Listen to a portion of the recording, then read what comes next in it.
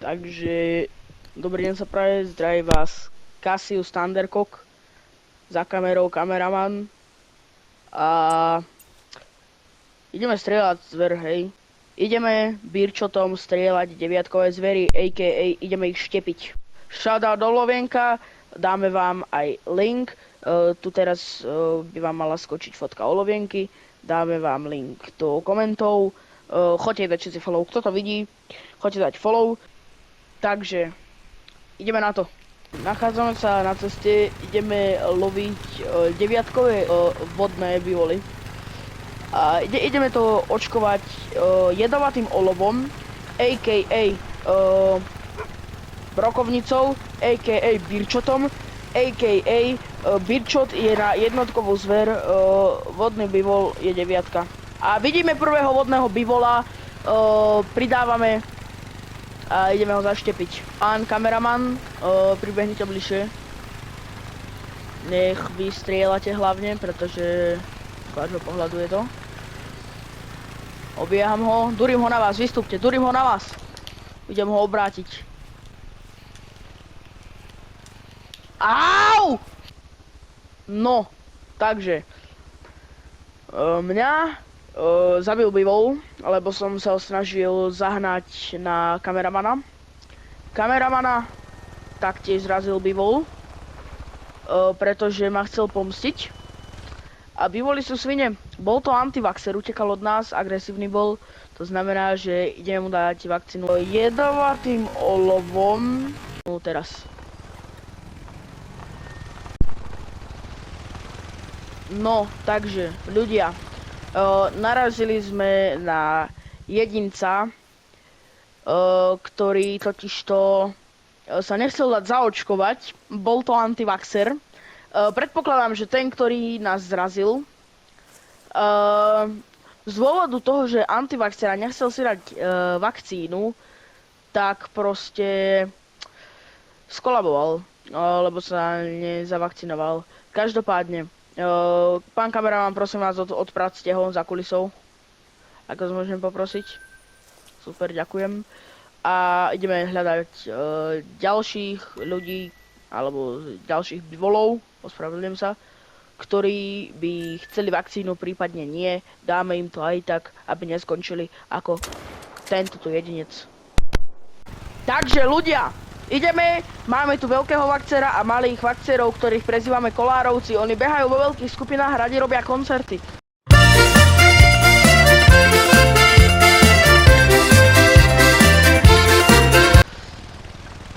Odborným názvom sa volajú koláreť pekári, avšak keď vás zrazí, zabije vás na jednu ranu. Tak ako priemerný antivakcer.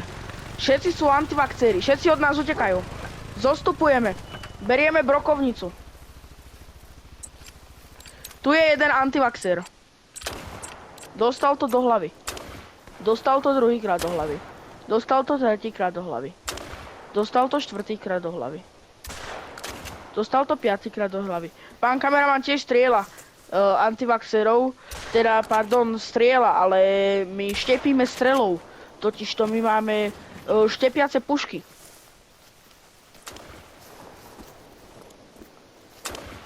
Takže očkujeme vo veľkom. Samozrejme, netreba zabúdať, že toto očkovanie je vôbec tie zvery neporaní. Budeme to očkovať jedovatým olovom.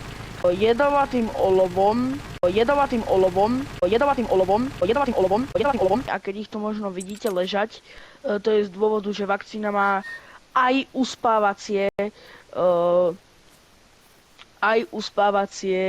funkcie. Alebo tak. Pán kameraman, pozrite, ako to dostal. Myslím, že dostal dosť vakcín. Tu máme druhú obeť. Skontrolujte aj to. Tu máme druhého zaočkovaného. Skontrolujte aj jeho. Vás môžem poprosiť, pán kameraman, že či je dobre spravený. Či je dobre zavakcinovaný. No a ideme hľadať antivaxérov ďalej. Takže ľudia, ideme na posledný pohon na Buffalo. Zoberiem si ešte štvorkolku. Tak. A ideme na Buffalo. Uvidíme, čo dostane. Máme tu antivakcérov, tak ich ideme zrážať. Ja som ho zrazil, ale zrazil aj on mňa. Kameraman, potvrď. Leží na mieste. Ideme hľadať tie water buffalo. No ľudia, takže natrafili sme na nejakého antivakcéra. Hľadáme ho. Ja neviem, kde je. Kameraman dal povel. Idem dole za ním. Á! Dobre. Šikovný som vodič. Á! Zrazil ma vakcér! Antivakcér. Dobre. Berem vakcínu. Jedovatým olovom. Vakcér. Dobre, ľudia. Máme tu oficiálneho vakcéra. Oficiálny vakcér. Nestrieľaj ho hentou veľkou zbraňou, to není na vakcíny. Musíš takto pekne vakcovať. Kto vie, čo je virant, tak ho zavakcínujeme virantom. Jedovatým olovom. Daj mu vakcinážnou zbraňou mu daj. Vážne? Ale aspoň klakol. Vedľajšie účinky vakcíny sú síce dosť silné, ale pomôže im to, vlastne on sa zobudí, hej, lebo vedľajšie účinky našej vakcíny, čo sme vyvíjali, sú typu takého, že daný, čo je zavakcínovaný, on vlastne zaspí z tých účinkov.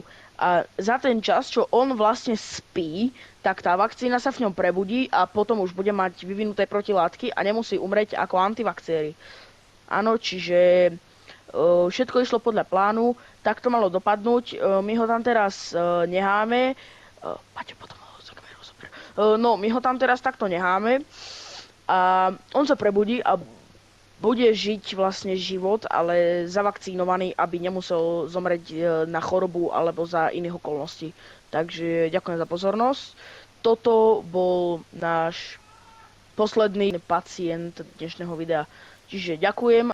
Dobre ľudia, videli ste, toto bol náš prvý dokument o tom, ako vlastne my, ochranári prírody, pomáhame divokým bývolom v núdzi, ktorí vlastne umierajú na to, že nemajú vakcináž. Aj keď sú to antivaxery, my ich zavakcínujeme jedovatým olovom, aby potom nemuseli. Žiadne zviera v tomto videu nebolo zabité, podotýkam. Keď na zemi bolo vidieť trošku krvičky, tak to preto, lebo majú veľmi vyvinuté žily a tepny a keď im vlastne vakcináž vletí dnu, tak trošku vystrekne, ale hneď sa to zacelí, lebo tá vakcína je fakt malinká gulička. No, rozpustná samozrejme v organizme a v krvi.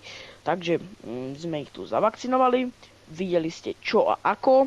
Teším sa na vás pri ďalšom videu a netreba zabudnúť podotknúť ešte raz. Dajte follow pani Olovienke. Čo to je za pani? Vlastne má veľmi dobrý content. Mohol by som povedať, že má aj daily content. Taktiež vám hodíme link do komentárov, ako som už vravel. Pán kameraman, otláčate si rite obsav. No. A vlastne bežte dať follow a taktiež shoutout Marunke z Hane. Takže lúčia sa s vami vakcéri, ja a za kamerou Arpád. Čaute.